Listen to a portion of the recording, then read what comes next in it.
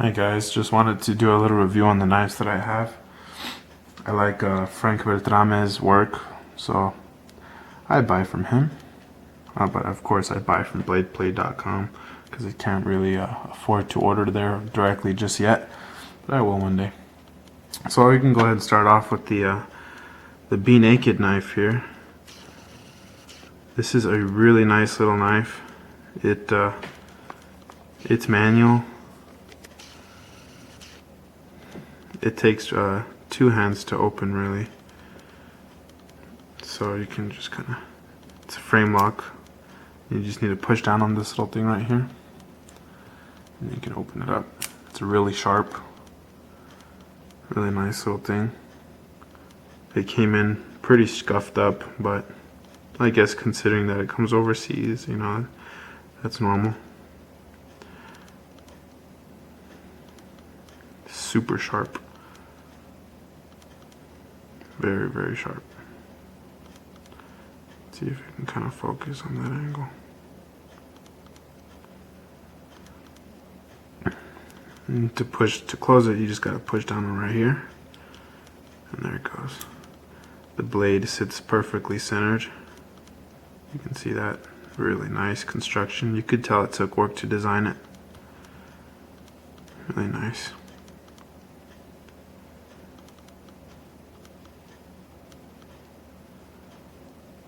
Pocket clip on the back,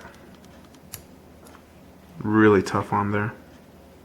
So this was about $30. It's really nice. I just keep it with me everywhere I go. You can't really carry a stiletto everywhere you go, so why not keep this little guy? Super sharp, gets the job done. It's more for use. I wouldn't really say this is for collection, but yeah, I really enjoy this little knife. It says right there on the front, this stands for fratelli, which means family or brotherhood, I guess you could say. So I guess it stands for the Beltrame family. And the MQ, I don't know, I guess it's some kind of their logo or something. But yeah, Be Naked, Italy. Nice knife. I recommend it. Next up, I got this cheap old this China switchblade. I got this off of uniqueblade.com actually. As you can see there, the paint's peeled off. This is really cheap paint. When I got it, this thing, the lock button was actually digging into the paint. So when I actually received it, there was already a line of missing paint right there. That's the way you're gonna receive these cheap ones. I think I got this one for like $17, $16.95.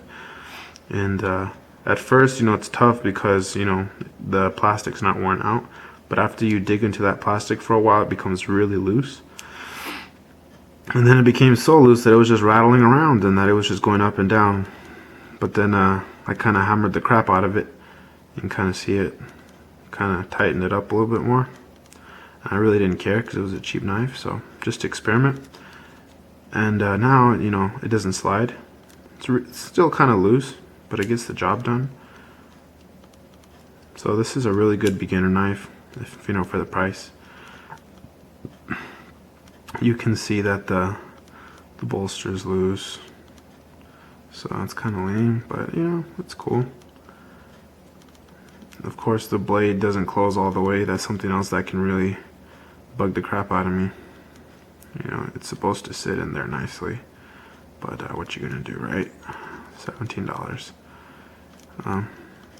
Their bolsters are nicely aligned. Sometimes you might see them like a little bit off, but this one actually aligns pretty nicely. I also had to bang the crap out of this little thing right here too. So let's see it fire. Fire's alright. It says it's the Italian Milano. I don't know why they would call it that when it's made in China. But yeah. So, cheap knife. So if you never had a switchblade before, you know, It's a regular type blade, flat. You can tell it's scratched up right there because it rubs whenever it closes back in or when it fires. Doesn't really sit centered, so it's like The lock kind of works. You can kind of see how this thing will slide when I press on it. So it's not something you want to rely on. It's just something to play with if you're interested in the switchblade and you're starting off. Alright, next up, my girlfriend actually bought me this gorgeous knife. We have here it's a Frank Beltrame. It's just a regular classic red acrylic switchblade. Blade plate kind of sends them to me a little dirty. You know, they have some dirt, you know, grind up in there as well as in here. I don't know if you can hear it. Oh shit. I don't know if you can hear it, but well, there was some dirt in there. I'm supposed to wait till I open it, but my bad. Really nice. I had to clean it up myself. I guess again because it comes overseas, that's why it gets so dirty. The button is beautiful. This thing, it takes a really strong amount of force. I actually have to dig my nail under there. I can't really. It's tough to just be able to pull it back with your thumb. I have to use my nail. But of course, I keep it oiled. I use gun lube. I believe it's the Slip 2000. I put a little bit of oil in there, cleaning it like that. You know, put some oil in this area as well. And I put oil on the inside of it as well. This blade sits a little bit nicer, the way it's supposed to. The bolsters, not loose. I like the way that they grind them down so that they're all level. Really nice knife.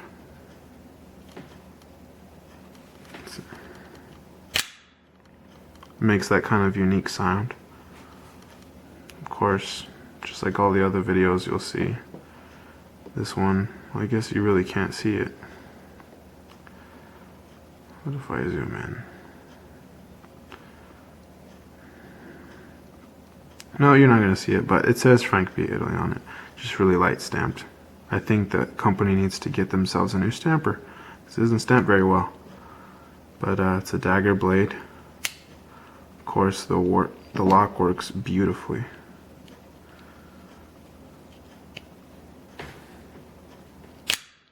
Really nice. So if you guys ever want to buy one of these, nice choice of switchblade.